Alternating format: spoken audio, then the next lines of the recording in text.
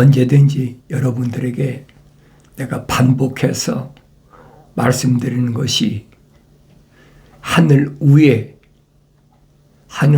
종교는 기독교다. 하늘 아래 종교는 뭐 많지요. 하늘 아래 종교가 얼마나 많습니까? 근데 우리는 대표적으로 역사적으로 그런 게 많이 있잖아요. 뭐 동양 같으면 뭐 불교, 또 유교, 또 전 세계적으로 보면 로마 캐토릭, 우리말로는 천주교라고 그러죠. 그 다음에 로마 캐토릭에서 떨어져 나온 개신교. 로마 캐토릭이나 개신교가 전 세계를 장악하고 있으니까 말할 것도 없지요. 근데 이런 일들은 성경에 빠진 것이 없이 자세히 기록되어 놨어요. 여러분들에게 계속해서 반복해서 말씀드리잖아요. 그 여러분들이 기독교 복음 전도자 훈련은 유튜브 방송, 페이스북 콘텐츠에 오셔서 들으신 분들은 알지요.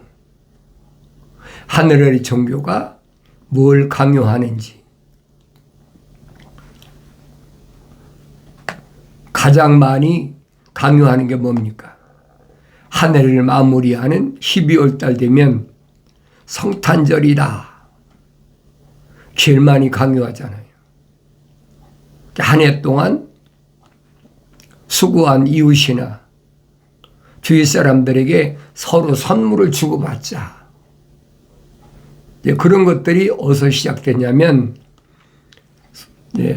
산타크로스 할아버지가 유럽에서 시작된 거죠. 썰매를 타고 이제 우리 어렸을 때부터 그렇게 자랐으니까 선물 준다는데 싫어하는 사람이 있습니까? 그러니까 나 어렸을 때는 그랬어요. 1년 동안 공부 잘했으니까 옛날 뭐 시골에는 특별한 학용품이 있습니까? 그러니까 좋은 노트나 또 연필도 뭐 옛날에는 하나 가지고 깎았으면 나중에 엄지 새끼 손가락만은 그런 정도밖에 연필이 안 남아 있었으니까 부잣집에서는 마음대로 쓰죠. 그러니까 그걸 뭐 몽당 연필이라고 그러잖아요. 그걸 가지고 침 묻혀가지고 쓰고 그랬는데 좋은 노트도 주고 연필도 뭐 기대라는 거 한 20cm 이상 되는 15cm 넘는 그런 사연필을 몇 자루씩 주고 그러면 얼마나 좋아요. 그런 게 미혹하는 거 어렸을 때부터 그렇게 미혹됐어. 선물이라는 것에 미혹된 거예요. 우리 그걸 어디다 붙이느냐. 연말 성탄절에 크리스마스 선물이다.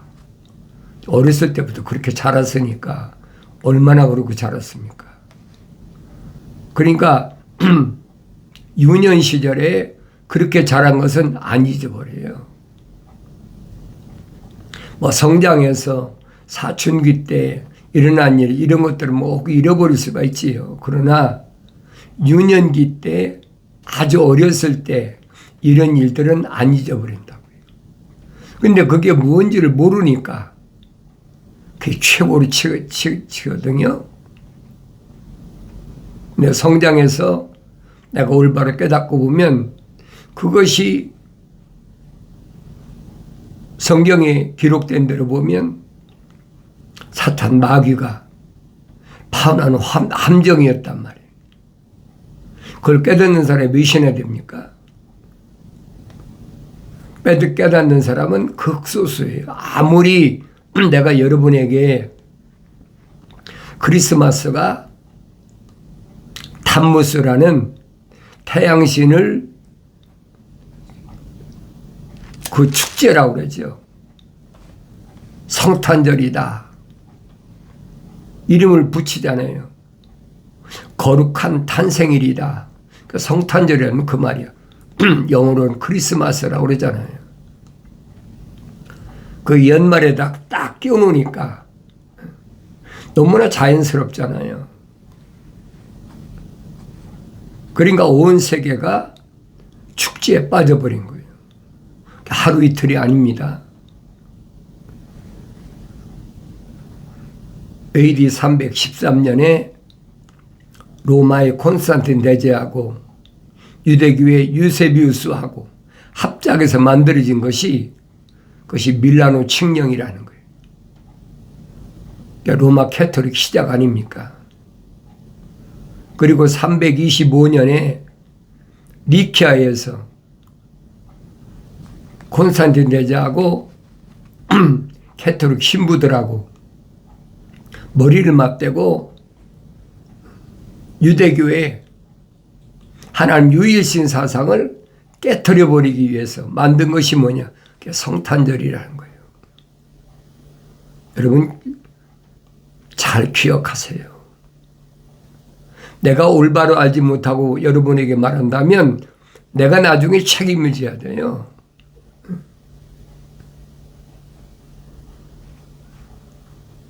그러니까 325년에 니케아에서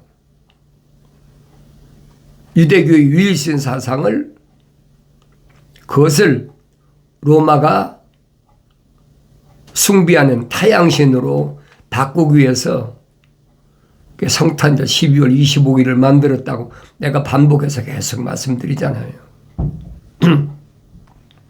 원래 타양신은 그 천문을 연구한 사람들이 발표해서 알잖아요. 이제는 과학이 발달했으니까 2000년 전에 하나님의 아들이 동방의 현자들이 보고 별을 보고 찾아왔다. 그러니까 이제 시뮬레이션을 컴퓨터로 돌려본 거예요. 2000년 전에 그 별이 나타난 날이 언젠가. 그 뭐 숨길 수가 없잖아요. 이제 유튜브 시대이니까 디지털 시대니까 다 선포됐어. 하늘의 천문을 연구하는 사람들이 연구해가지고 발표한 게 뭐냐? 그게 5월 14일이다. 그리고 그들이 말하고 있는 12월 그럼 25일은 뭐냐? 12월 25일은 동지 때가 되면은 태양이 수그러든다는 거예요. 뭐 수그러들어가지고 12월 24일 되면은 완전히 태양이 수그러들어서 12월 25일 자정을 12시 1시죠. 자정을 해가지고 다시 시작한다는 거예요. 태양이. 그게 12월 25일이에요, 여러분. 태양신을 섬기는 날이란 말이에요. 내가 여러분들에게 몇 차례 반복해서 말씀드리잖아요. 속지 말라. 하나님의 아들이 2000년 전에 오셔서 유대교를 개혁하신 거예요. 하나님의 아들이 오셨을 때는 로마 캐토릭이나 개신교는 있지도 않았어요. 이건 나중에 생긴 종교지요. 그런데 깨닫지 못하니까 나는 어렸을 때 개신교 감리교에서 자랐잖아요. 충청도에서 나와서 성장했으니까. 충청도에서는 옛날에 감리교 말고는 다른 교파는 들어오지도 못해요. 왜 이단이라고 그러니까. 그러니까 한국의 선교사들이 미국에서 파송할 때 대한민국을 이제 이북하고 이남하고 나눠가지고 각 막 옛날 팔도였으니까 평양하고 그다음에 서울하고는 장로교지요. 그리고 강원도하고 충청도는 감리교 선교사들이 이제 지역을 맡은 거예요. 그러니까 내가 어렸을 때는 충청도는 감리교밖에 없어요. 장로교는 이름 다 들어보지도 못했어요. 성장해서 내가 얘기 들었지. 그러니까 이런 속에서 자라다 보니까 그게 진짜 예수 믿는 줄 알았거든요. 12월 25일 날 되면 어렸을 때 뭐 시골이니까 눈이 하얗게 쌓인데 눈을 빠져가면서 기쁘다 구주 오셨니 하면서 새벽송을 들고 그러면 뭐 또 선물을 주고 그게 의뢰의 당연히 해야 될 일로 그렇게 생각됐다.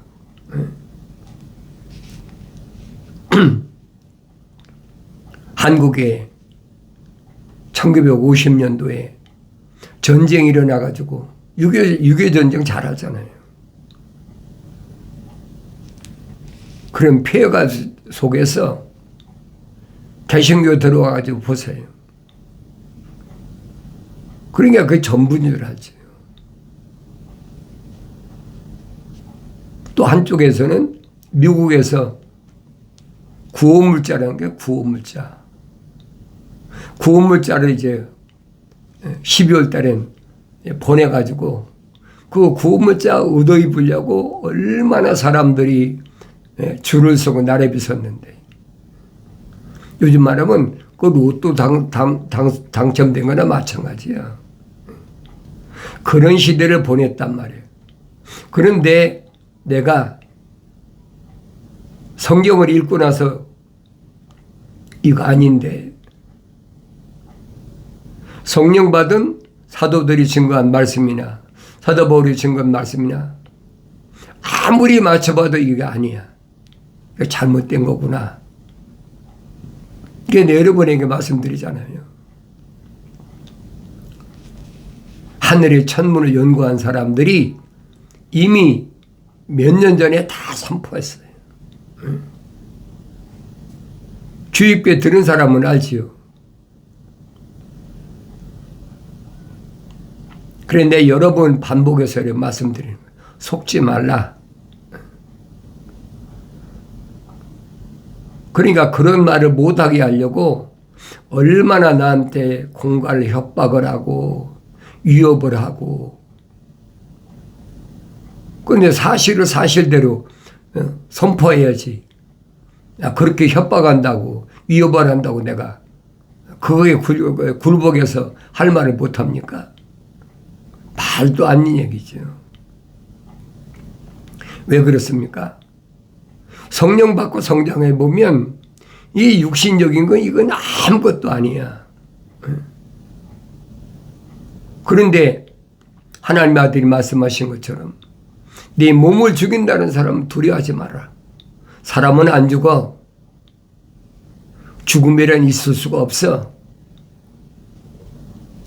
하나님의 아들이 하신 말씀을 내가 되새김질해보고 왜 이런 말씀을 하셨을까? 네 몸을 죽인다는 사람 두려워하지 말라. 사람이 한번 죽으면 그걸로 끝나는 건데. 근데 성령 받고 성장해 보니까 이거 사람이 죽는 게 아니구나. 우린 어려서부터 철학이나 과학에서 이게 나라고 배웠으니까 이게 내가 숨이 끊어지면 죽는다. 그 성경을 자세히 읽어보니까 선자들이 뭐예요? 죽는 게 아니라 잠자는 거다. 처음에는 읽고도 그게 무슨 말인가 못 알아들었죠. 근데 성장하고 나니까 그 깨달아지는 거야. 창세기 1장, 2장, 3장에 보니까 사람은 죽는 게 아니구나. 또 요한계시록 가면 분명히 나오잖아요. 그러니까 성경에서는 첫째 사망, 둘째 사망 그랬어요. 첫째 사망은 잠자러 가는 거. 육신이 땅속에 지옥이라고 그러죠. 땅속에 잠자러 가는 거. 그 지옥 간다고 그러잖아요. 땅속에 묻힌다. 땅속에 안 묻히는 사람이 어디 있습니까? 예수 안 믿으면 지옥 가. 공갈 협박하고 있잖아요. 그런 말이 벌써 어렸을 때부터 얼마나 머릿속에서 떠나지 않는지. 성령 받고 성장해 보니까 너무 어리석은 거야.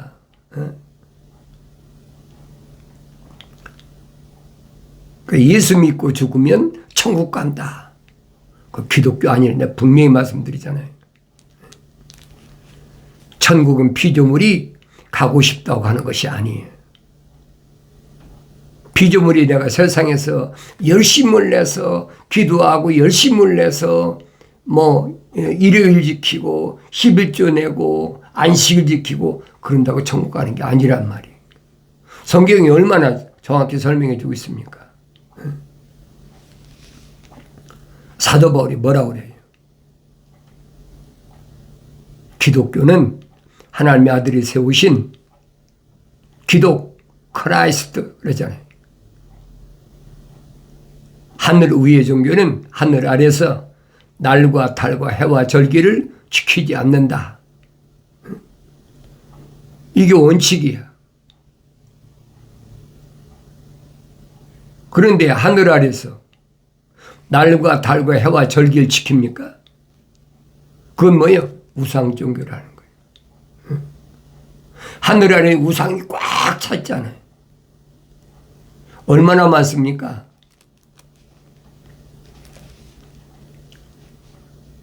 그러니까 하나님 아버지께서 지구는 둥그니까 그 여러 나라 가운데서 가장 적은 민족 아브라함의 후손을 유대인을 이스라엘의 나라를 모델로 세워놓으셨단 말이에요. 선자들이 다 선포하잖아요. 왜 하나님께서 가장 작은 나라를 선택해서 모델로 세워놓으셨느냐. 본보기로 세워놓으셨다는 거예요. 거룩한 자가 어떤 자를 설명하고 있나. 그러니까 천사가 모세에게 나타나서 하나님은 어떤 분이시냐. 하나님은 스스로 계신 분이다. 피조신이 아니란 말이에요. 스스로 계신 분이다. 하나님 외에 창조주는 아무도 없어요. 늘 말씀드리잖아요. 하늘 아래로 쫓겨난 루시퍼가 땅에 내려가지고 하나님 동산에서 쫓겨난 첫사람 아담과 이브사에서 태어난 사람들이라고 그랬잖아요. 그 사람들을 족쇄로 묶기 위해서 두 가지 지식을 만들었다. 하나는 철학과 과학이라는 것. 공식적으로는 철학이라는 것이 헬라 시대 철학이 시작됐다고 그러지만은 성경 읽어보세요.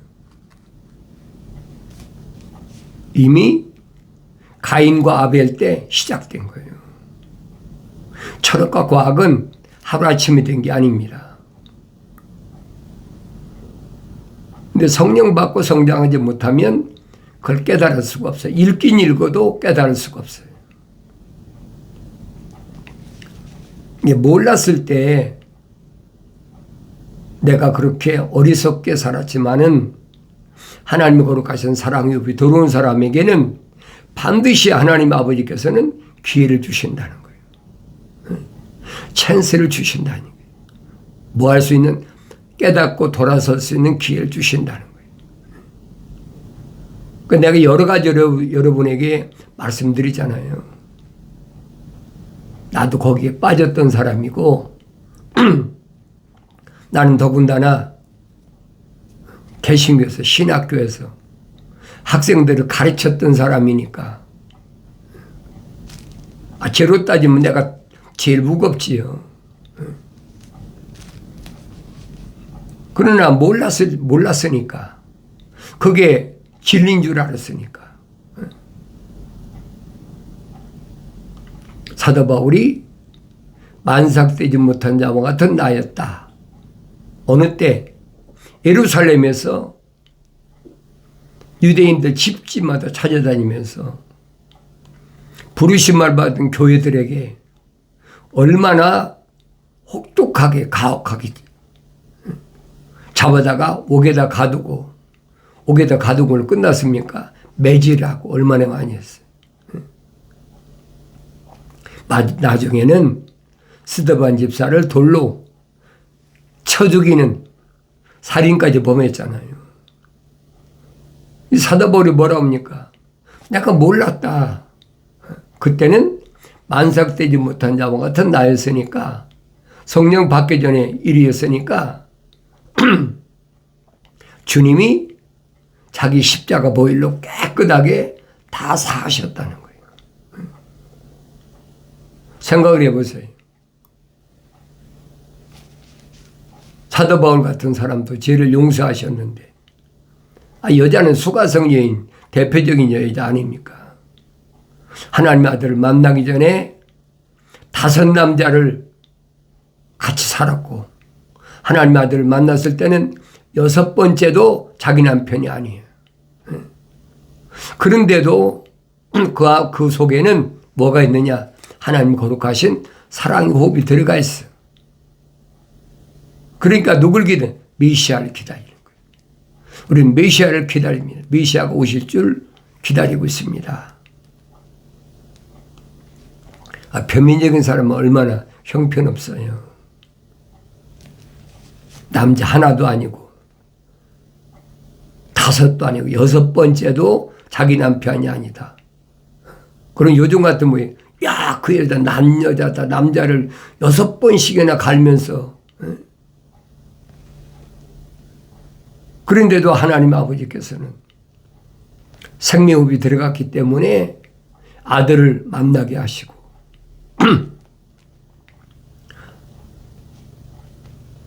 대화 속에서 하나님의 아들이 네가 주는 물은 다 마시면 다시 목마르지만은 내가 주는 물은 영원히 목마르지 않는다.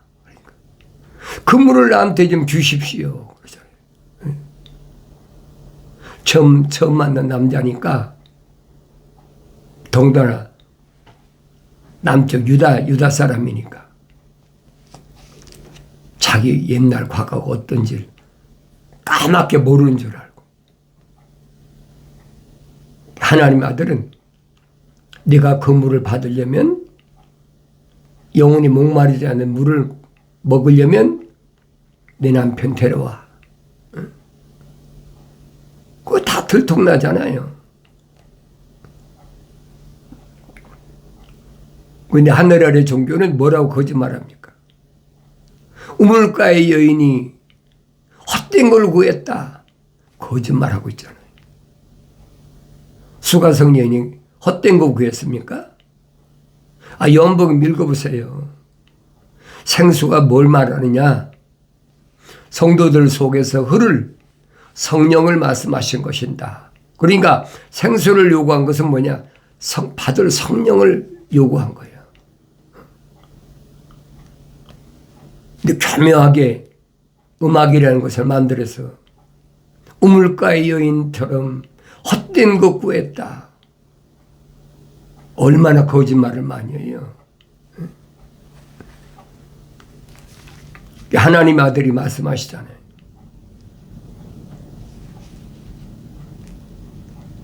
당신은 선지자십니다.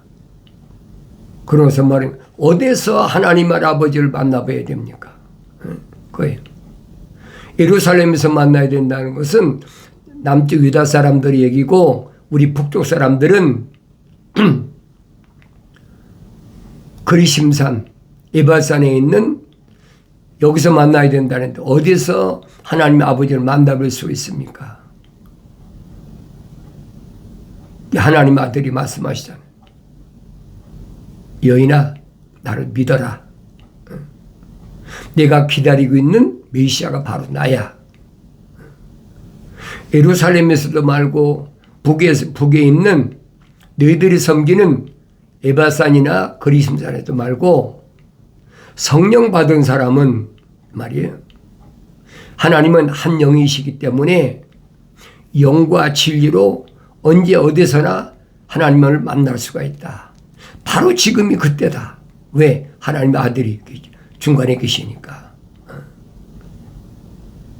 예배에 대한 정의를 얼마나 정확히 말씀하십니까? 하늘 아래서 종교들이 하나님 만날 수 있다는 거짓 안식일 날 하나님께 안식일 지켜야 된다. 하늘의 종교는 아니다. 일요일 날 태양신을 섬기는 날이 하나님 섬기는 날이다. 얼마나 여러분에게 반복해서 말씀드립니까?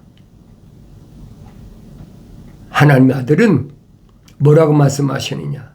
하늘 위에 하나님 아버지의 거룩하신 살아있는 생명이 들어온 사람은 육신적으로 육신이 세상에 발묶여 있으니까 사도 바울이 설명한 것처럼 날과 달과 해와 절기를 지키는 것이 아니다.